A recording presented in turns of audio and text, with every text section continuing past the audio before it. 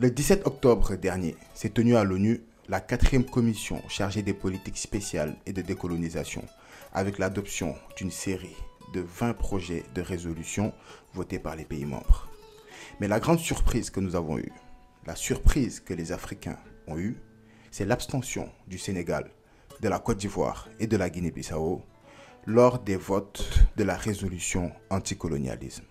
Déjà, ce qu'il faut savoir sur cette 4e commission des Nations Unies, c'est une commission qui a été créée pour gérer, entre autres, toutes les questions liées à la décolonisation des territoires qui sont encore sous administration des puissances étrangères. Appelée par les Nations Unies les pays non autonomes, pour ne pas dire les pays colonisés.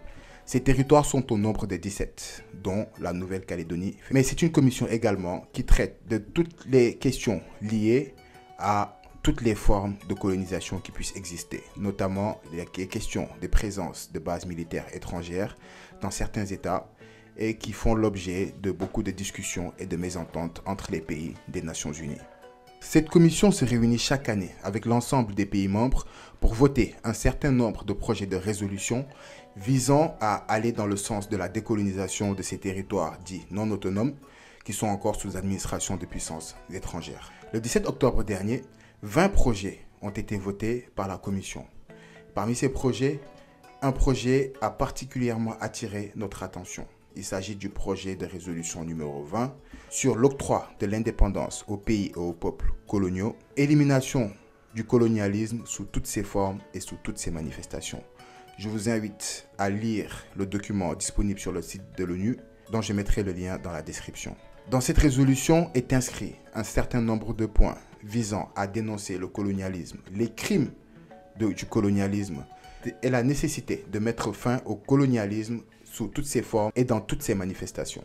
Et concernant cette résolution, en tant qu'Africains victimes de l'esclavage, en tant qu'Africains victimes du colonialisme, en tant qu'Africains victimes du néocolonialisme encore de nos jours et qui aspirent à la libération de tous ces territoires encore sous domination coloniale, nous ne pouvons qu'encourager le vote de cette résolution.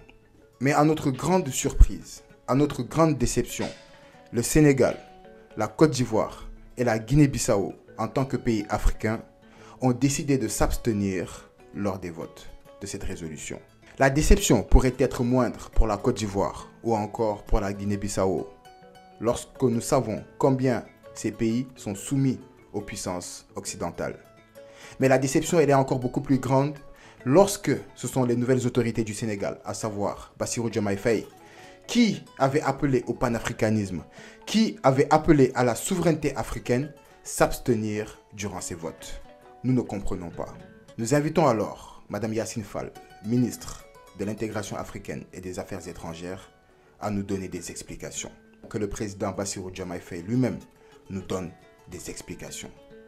Quoique je ne suis pas en train de défendre, entre guillemets, la volonté de l'ONU à mettre fin au colonialisme sous toutes ses formes, parce que je considère qu'aujourd'hui la fin de l'oppression ne saurait venir d'une institution qui principalement est contrôlée par des oppresseurs. Aujourd'hui, notre souveraineté doit émaner de la volonté manifeste de notre peuple de se libérer du néocolonialisme et de l'impérialisme occidental. D'ailleurs, cette 4e commission de l'ONU n'a aucune influence sur les pays membres.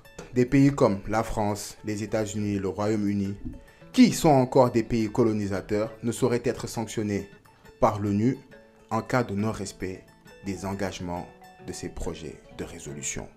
Mais cette 4e commission nous permet toutefois, aux yeux du monde, de connaître quels sont les pays qui sont pour ou contre la colonisation.